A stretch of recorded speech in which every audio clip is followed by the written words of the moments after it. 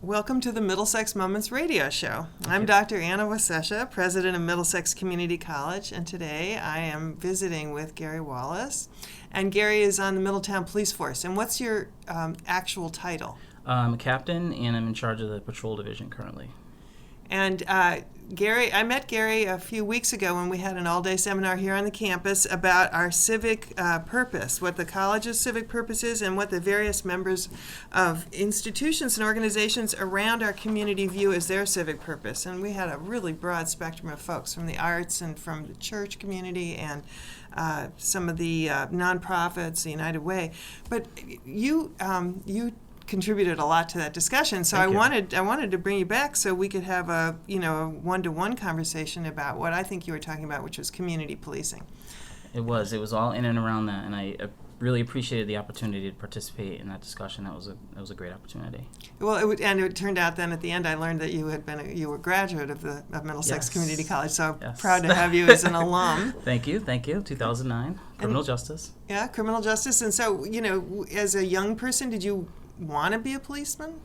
Not exactly. I had a lot of family that were in law enforcement, but I started off in college. I played soccer and baseball. I went to Mitchell in New London. I did a year there, and then I went into the military. And while I was in the military, I was an operations specialist, which is kind of like the equivalent of maybe like an air traffic controller on the outside, talk to the planes and stuff like that. So communications was really my thing, and when I got out, it was either go back to school, start working, or a combination of both. I landed a job over at Meriden PD as a 911 dispatcher, and that's how I kind of got my foot in the door to the police department. I really enjoyed the idea, the concept of policing, and Middletown had a test. I took it, and there it was. In 1994, I was hired. Yeah, that's. I'm happy I did. I'm happy you did too. We're going to have to take a break, as you said, to pay the bills. Right? Okay. So we'll run a commercial next, and then we'll come back. And I just want to learn more about your views on community policing. Well, welcome back. This is Anna Wasesha, and I'm talking today with Gary Wallace. And what I wanted to talk about was community policing, because I've in my own life, I've had this wonderful experience of living in a community in Minnesota where community policing was what made that community a safe place to live. And it's quality of life. And when people feel that they are safe in their own homes and out in their front yards talking with their neighbors, it changes everything. So talk to me about what community policing is like here in Middletown. Well, I'll go back. Initially, when I came on the job, we were more involved in community policing than I've ever seen, just based on what's happened after that. Immediately, officers, when we were new, we would walk the beat in the North End for about 6 months. We didn't even touch a car. And so they wanted us to get to know the business people. They wanted us to get to know the residents. And that was for a reason, because those are the people that we needed, for assistance. And, it was just great to know the people in the neighborhood. That was how they wanted to introduce us to policing. And I thought that was great. So did you go in teams of two, or there were two of you who would go out? Right. There would be two officers that would walk in the north end and then one in the south end. We could only commit 3 officers to walking beats because we had other areas of the city to cover, and so that's how we would split it up. Sure. And so, over the years, like I said before, we're kind of up and down with that. But recently, with our new police chief, Bill McKenna, and really, I have to say, with Mayor Dan Drew, they really wanted us to come back to that. They've seen what we've done in the past, and they've designated a few of us to kind of bring that back, like with the substations. We had a substation in the North End. It was great. Officers could go in, do reports. People could come in freely and talk, give information, just have a conversation. And that's really what it's all about, is just having those conversations. When we talk to new guys now and say, listen, this is the concept we want to bring back, a lot of new guys are really, rearing and ready to go when they jump in that car to go fight crime. But what we really want them to do is to get to know the people in the areas they work, because that comes back to you, that pays dividends. And so that's what the concept is really all about. It's just managing people. But we have to manage our own and teach them how to do it before they can go out and manage others. So you have to learn a lot about people. So when we had this seminar here a couple weeks ago, you were talking about relationships with teens. Yes. Specifically. Yes. So teens don't have an automatically amicable relationship with the police. Not always. Teens really kind of come into their own. They have their own views of the world and how things should be. And when it comes to law enforcement, that's a really tough subject for them. A lot of things that happen with the police, as we know, come through things like, television media. You pick up a newspaper, you see things, and usually what they see is the end result.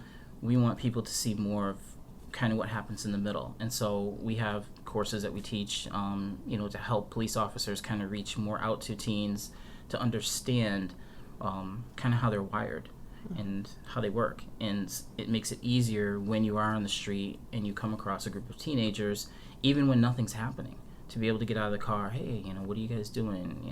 What's going on this weekend? How was your weekend, or how was school? Teens really want to be approached, but you have to know how to do it, because if you approach them in the wrong way, you lose them. And that's what we try to get across. It's the communication. It's very important. Is there still a DARE program? Yes. DARE's taught in 6th grade.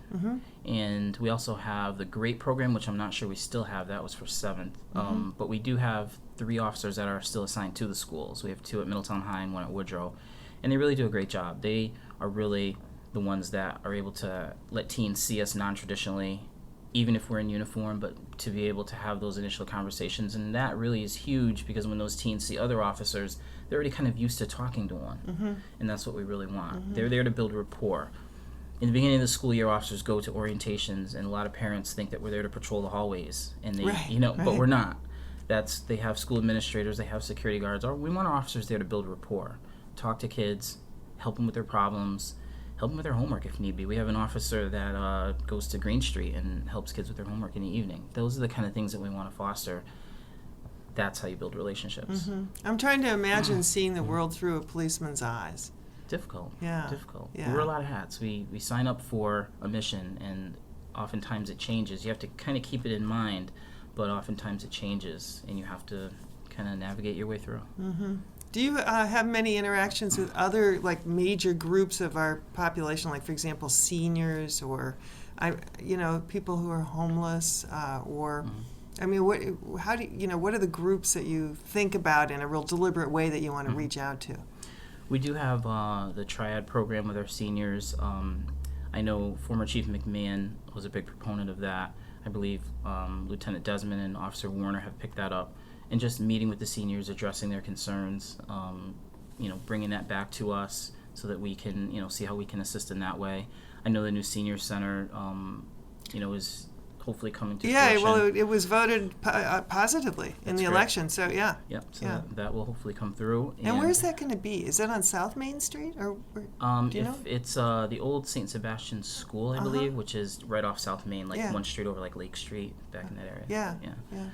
Yeah. We also, other groups. We have, it skips my mind.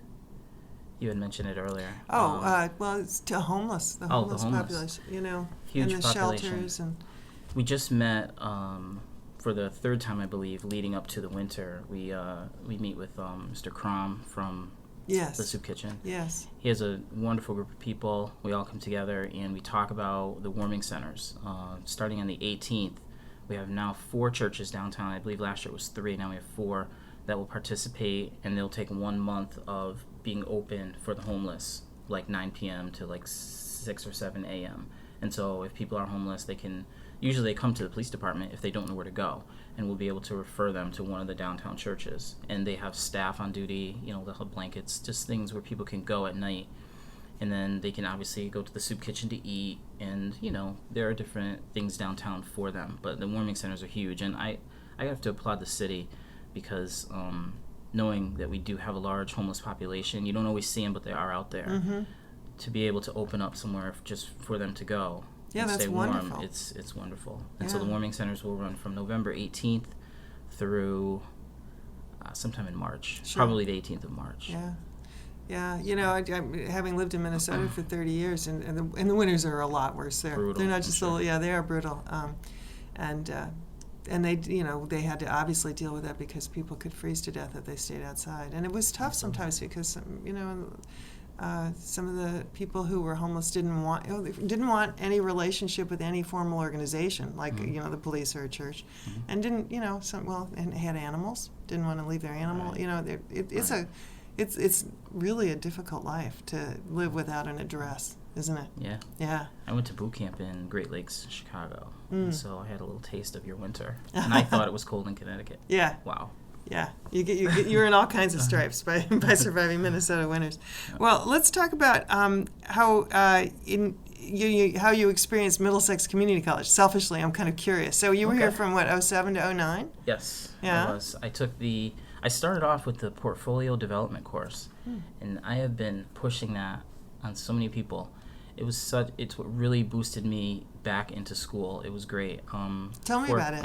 4-credit course, and basically you come in and throughout the 15 weeks you develop a portfolio, and it's based on all your life experience and training, and if any of it is equivalent to a college level course, at the end of this course you turn in however many of those that you feel you deserve, and it goes to a panel of, I believe, 5. You have to turn in 5 of the portfolios, and they decide as a panel which credit you will get. And you had a lot of life experience. So what are the kinds of things you put in that portfolio? Oh, I had tons. Well, I was going for criminal justice, and so a lot of the courses, and I wish I had the thing in front of me, but everything, there were social sciences that were in there. I can't remember all the courses, but I was able to get awarded, I believe, 33 credits in that one semester through that course. That was half of my degree. Yeah, it's half, yeah. And so that's what really boosted me back into it, and for that I just love Middlesex because, and I know it probably isn't just here, but I just, my instructor was great. I think it was Deb Jeffers. She was wonderful.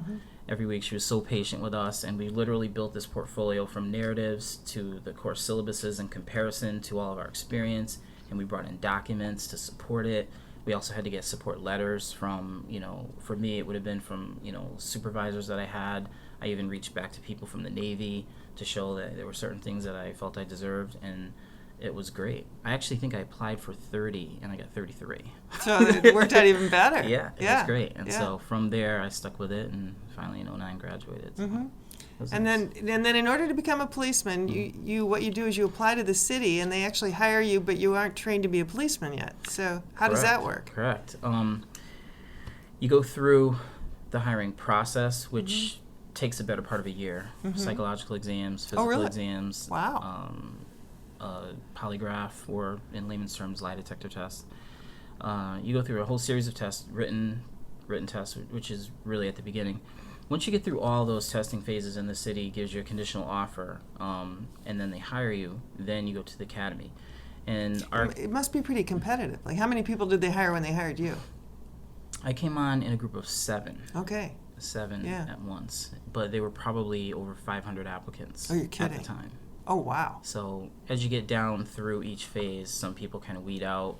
Others take an interest in other processes, because some people apply to more than one place. Sure. So maybe they may, be with Middletown, or maybe be trying in Meriden or another city.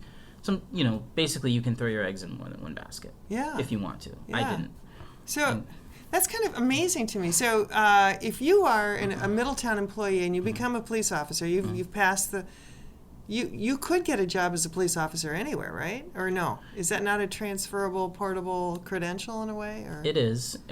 When I went through the academy, you could literally see someone come in during the week and they would have one patch on, and then over the weekend they'd come back on like a Monday and they'd be working for someone else. And so what the state did was say, okay, listen, or post, they said you have to stay with your department for 2 years. Oh, okay. And so now there's like a 2-year rule that you cannot transfer. Okay, interesting. And so you're not paying tuition to go to the police academy? That's all in the city or the town that hired you. They pay for the seat. Yeah. And you've been here obviously longer than 2 years in Middletown. 18. So the 18 years. So the investment was well placed. I hope the city thinks so. Yes. Yeah, that's good. That's good. I'm afraid we're going to have to take another break, and when we come back, let's talk about whatever we want to talk about. How does that sound? That sounds good to me. Good. All right.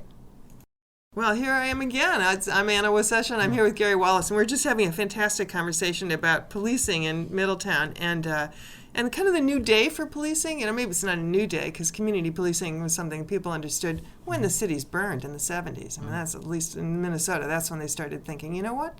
The police need to be the in and of the community, not outside of the community. Yes. But now here it is 2012. So what's the future look like for community policing here? Well, we would really like to be part of that fabric, and in order to do that, we really need to understand certain things. And so what we've done is look back at kind of how we've done things in the past, but understanding that the community's evolved. Mm-hmm. And officers are new, and they aren't even really of the same generation, that some of us are. Mm-hmm. So we reached out to some officers that really want to get into community policing, and we have a few that are doing a really good job. We have a couple that work on evenings. We have a couple that work on days. We don't do any real community policing on the midnight shift for obvious reasons. I mean, there are other things going on, but days and evenings are really important to us because that's when the businesses and the restaurants are open. That's when citizens are out and about with families and just, kind of doing their thing. And so what we're looking to do is to kind of go back to, this 10-point plan that I've kind of been peeking at since we've been talking, which was adopted by the city many years ago. And so what we'd like to do is have officers first, before we even say to them, okay, go do community policing, and even before they hear it from someone like me who's done it, we want to look for opportunities for training. There are some great, trainings out there that I went 2 years ago that are different now, but will fit more for our community. Mm-hmm. And so we've identified the officers. We're going to be setting them up with certain training, but we also want to align them with some community members. When I went through, it was with some members from the North in Action team, and they were the ones who really helped me grow up in this business and showed me the perspective of really the citizen. And once I understood that, it was so much easier to do my job. And so that's what I want for them. Look at who's leading in the community now, who's organizing, align yourself with them, go out and get some training, and then go out and do the job. And so we're looking at substations. I had mentioned that before. We kind of fell off with this whole substation concept, but now that we are back up in our staffing numbers, and some of the business people we've talked to want to give us an opportunity to come in and open up some centers around town. I'd like to find one in every district, so if anybody out there knows of any businesses anywhere in town that would like to give the police some space, we'd like to come and look at it. Let me ask you that. What would that look like? I mean, is it just a desk somewhere, or what is a substation? A substation basically is an office area for the neighborhood officer to be able to open up to the community. And so it has to be a place where a lot of people obviously will see it and recognize it and know that it's a safe place. But yes, a desk, computer, phone, somewhere people can come and maybe have meetings outside of, say the police station, obviously. A lot of people sometimes don't feel comfortable coming to the police station, and we understand that. We try to make it as people-friendly as possible. But the fact is, people love their neighborhood.